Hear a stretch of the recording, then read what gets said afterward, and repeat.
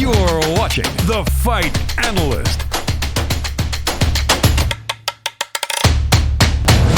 What's up, everyone? The Fight Analyst here. We're going to take a very close look at the first look of the betting lines here at UFC Vegas 28. We're just going to skim through some of these lines, kind of look at some early leans, and then later in the week, we will go over an in-depth breakdown on the podcast about it. But what I like to do, I love to scan over some of these lines, things that kind of don't look right, things I kind of want to take advantage of, and go from there. And that's when I start my my breakdowns and really going in depth with the analysis of who might I pick towards the end of the week. When it comes to the weigh-ins and how they look on the scales as well. So let's get into it. Let's get this first look out of the way. So let's take a look here. All right. So one of the things that kind of stands out. One of the things that kind of stands out early, if we look on the prelims, the early prelims, we got Jordan Levitt minus 200, Claudio Puelles at plus 170. I think that's a little wide of a line. I know Puelles hasn't fought in 2 years. Levitt is a very good grappler. We've seen. I just don't think there's too much more than just being a grappler. Puelles has yet to be submitted in his career. He's been knocked out once and got a decision loss another time.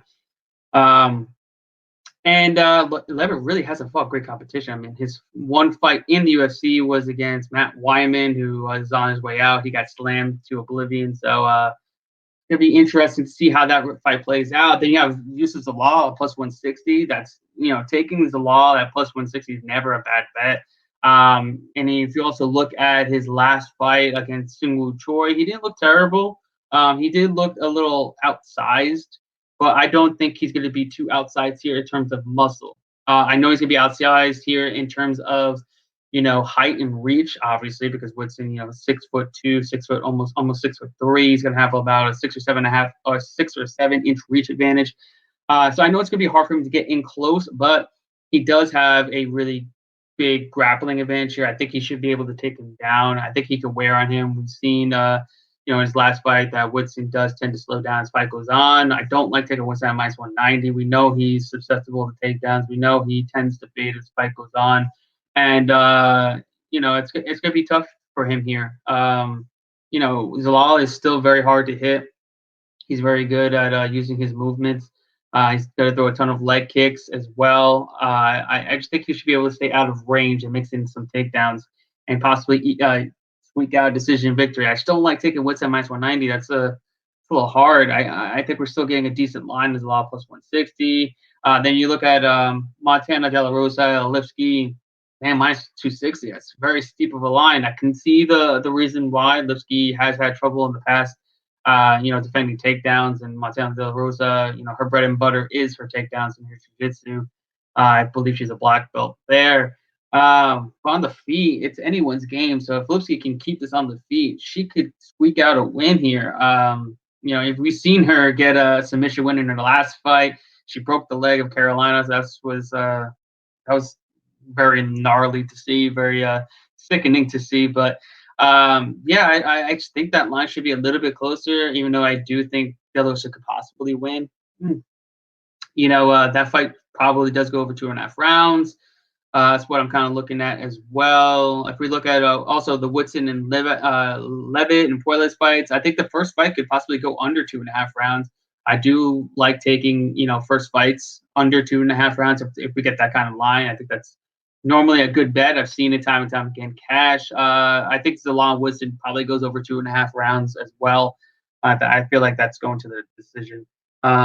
Next up, you have Dusko Todorovic taking on a short notice replacement, LFA middleweight champion Gregory Robocop Rodriguez. That's going to be a really good fight, very underrated fight. Robocop, he's got the pretty big size advantage here, and I think he's got the power advantage. But Todorovic has fought pretty high level competition inside and outside of the octagon. I know he's coming off his first loss of his career, and it was against Soriano, who's tough as nails, has got some insane power, so no fault there. It's going to be a tough fight for Rodriguez coming in, on short notice, but It's a toss up fight. The reason why they're giving RoboCop a ton of a ton of credit here at plus 140 on a week's notice.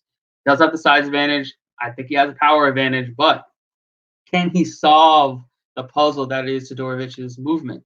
We will see, and we will see if he has, the cardio to just be chasing Todorovic around while he's just ducking and moving and bobbing and weaving, and using his length, using his kicks, using you know, his jab, just to keep him move and just touch him up for 15 minutes. So that's gonna be a very good puzzle for RoboCop to see if he can he can get it done.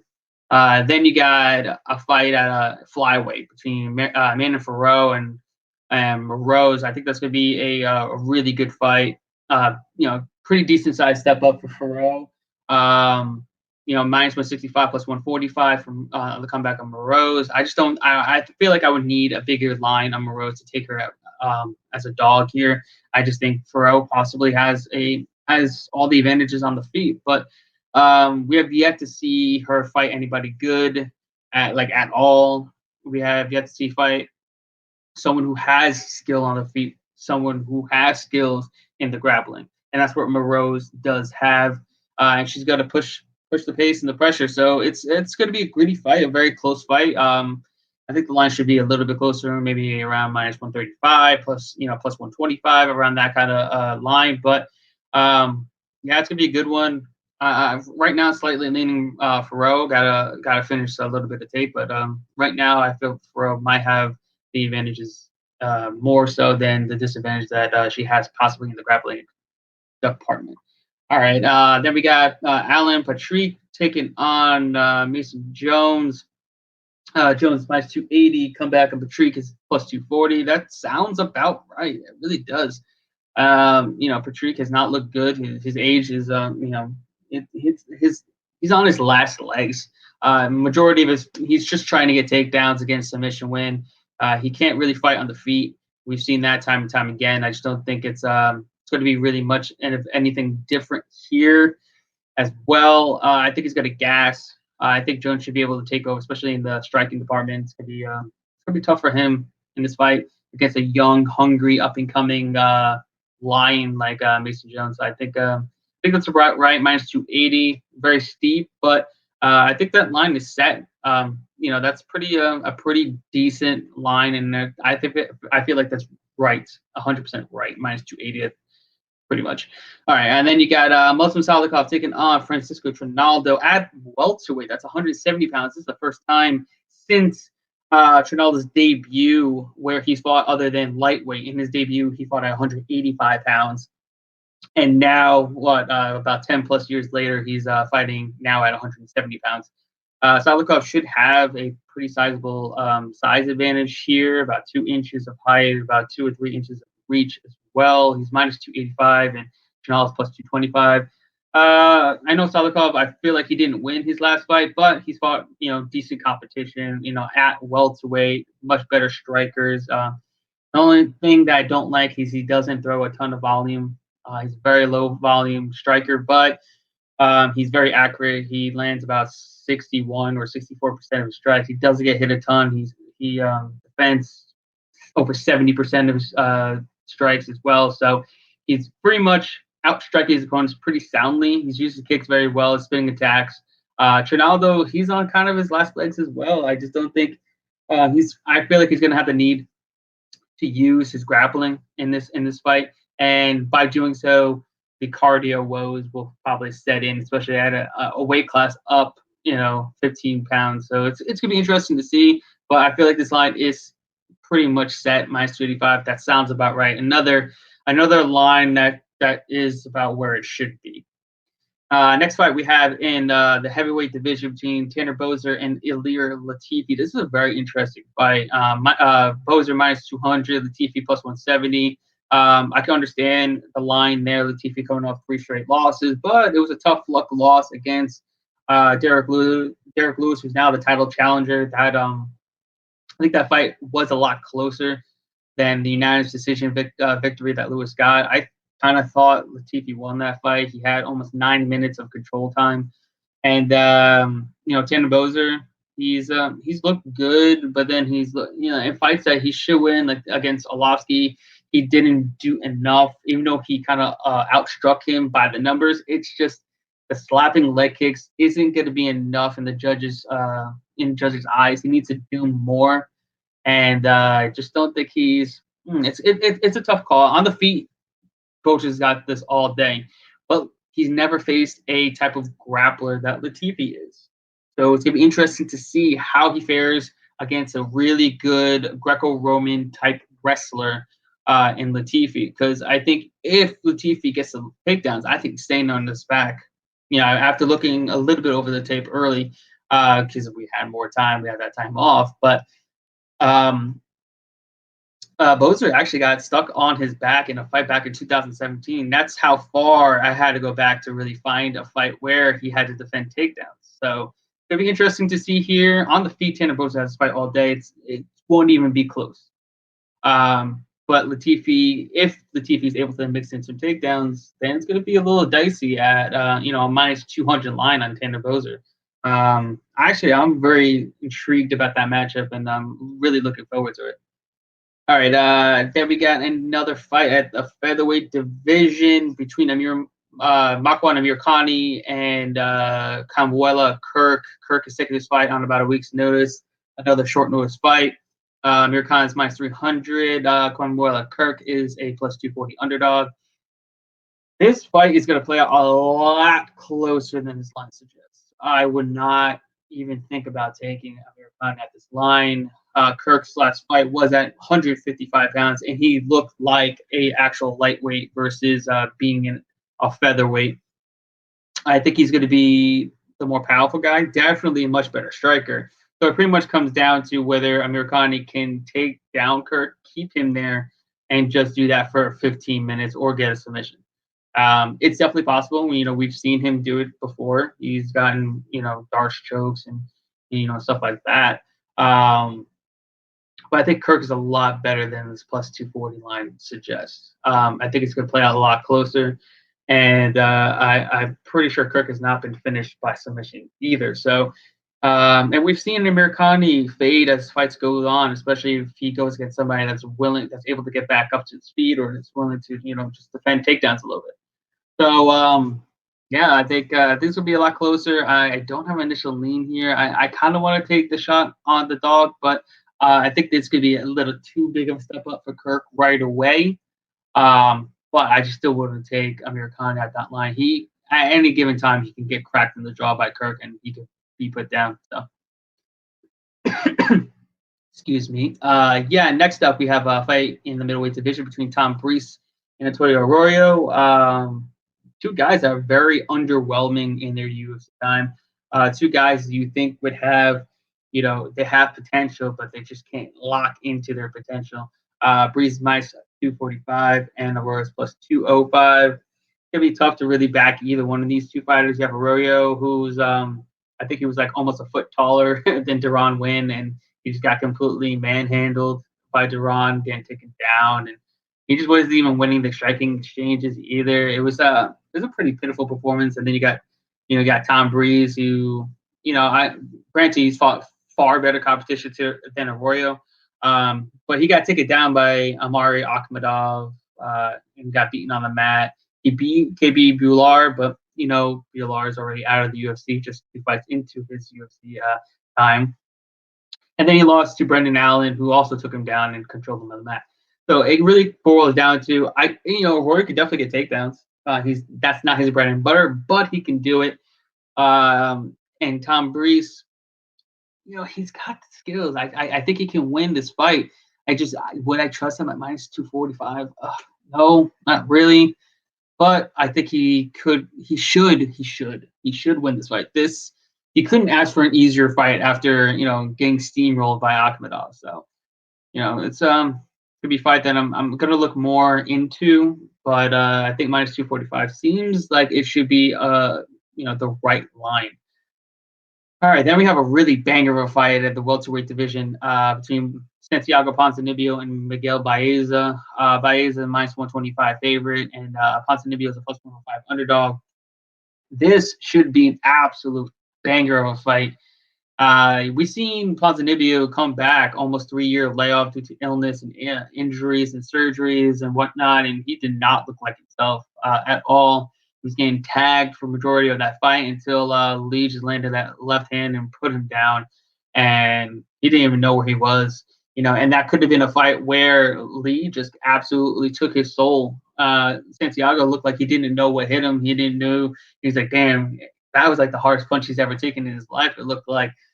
So we don't know if that turned the tides on his career. Now he's on 30. He's at 34 years old. And Baeza, he's on the up and up. He's looked sensational against Takashi Sato and Matt Brown. He even got an arm triangle choke against Sato. He knocked out Matt Brown. He knocked out his Contender Series fight. He's been looking fresh. He's good. He's undefeated. He's coming in with a full head of steam. It's a massive step up in competition, but not one that I don't think he can, pull through.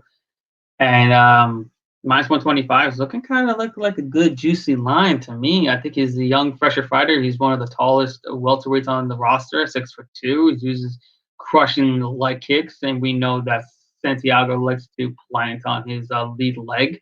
That's what he does. He likes to plant on his lead leg and throw his overhand right and knock down his opponents. It's going to be hard for him to do that when he's going to be coming forward and eating a ton of leg kicks in the process. So it's right now my initial lean is Baeza. I think we're getting a good line on him. And he's a younger, fresher fighter. As long as he doesn't get clipped like he did against Matt Brown, I think he should be fine in this matchup. And then we got a fight in the middleweight division between Roman Dolidze and Laureano Staropoli. Staropoli took this fight on short notice, about a week's notice, up a weight class at 185 pounds, where he normally fights at welterweight. That's going to be I think that's going to be a pretty exciting matchup because they're both all-action fighters. Right now, Dolidze is minus 140, Staropoli is plus 120. It's really interesting to see that this line is as close as it is, considering the massive size advantage that Dolidze is going to have. I mean, you talk about a former lightweight taking on a former welterweight. I know people are worried about the cardio of Dolidze, but you have to remember he took that fight on a week's notice against Trevin Giles at 185 in a weight class he's never been in his entire career. So to be able to cut to 185 on a week's notice and go a whole 15 minutes, you're going to be tired. It's going to happen. So I think he's having a full camp to fight at 185 pounds against a better fighter in Alessio Di Chirico, who he was going to fight. I think he should have this fight in the bag, especially against a fighter like Staropoli, who we've seen time and time again. He's been taken down against non-grapplers. And then he gets a guy in Dolidze who is a decent grappler. And he could possibly get his first submission win in his career, in his UFC career. And that's possibly a prop that we could look at once it, comes available to us. So I'm looking forward to that fight. And I do think Dolidze has a very winnable matchup, but we will see. And then we got in the heavyweight division a fight between Walt Harrison, Marcin Tybura, minus 165 by Tybura, plus 145 underdog for Harris. That's gonna be a good fight. Tybura is looking sensational. His 4-fight win streak. He's using his grappling a ton, which is that's his bread and butter, and that's why he's been doing so well against high level competition. Harris, on the other hand, coming off two finish losses, and you can't really fault him. He almost won against Overeem, could have been called. Then he gassed out, and then he just got beat up by Volkov, who probably would do the same to Tybura. But we've looked at Harris's career, just littered with a bunch of he's knocking out dudes, but he's not knocking out high level competition. So he's got that power, but we've seen Tybura weather the early storm time and time again, and just like drown his opponents with his grappling. We'll see what happens. Harris does have some next level power, and he could definitely put out Tybura in that first round. But if he doesn't put him out in that first round, things are going to get a little dicey. So it's possibly a decent live betting opportunity in that fight too, as well. So keep that in mind. And then our last fight, the main event, is another heavyweight fight between Jairzinho Rozenstruik and Augusto Sakai. I'm surprised that either one of these two are getting another main event slot, especially with how Rozenstruik looked against Cyril Gane. Barely was throwing any type of volume, barely landing anything, and Gane was just kicking him for the majority of 25 minutes. It was a crazy snooze fest there. And then Sakai, he looked good for about 3 rounds, and once that 4th round hit, his gas tank just kind of like flew out the window. He's never been in a 25-minute fight his entire life, so that was kind of expected coming into there, and I had Overeem winning that fight as well. But the thing here, Sakai has a massive volume advantage over Rozenstruik. He throws just an insane amount of strikes compared to Rozenstruik. And I feel like that could be the difference maker. Sakai has not been finished due to strikes on the feet, but he's also never fought a one-punch knockout artist like Rozenstruik. So that's what makes this fight very, very close in odds, as Rozenstruik's only a -115 favorite, and Sakai's a -105 underdog, basically a pick-em here. But it really basically comes down to whether or not Rozenstruik is going to get that knockout. Because if he doesn't get the knockout, Sakai should be able to run away with this with just pure volume. He's not going to need to defend takedowns. Rozenstruik's not going to go for takedowns.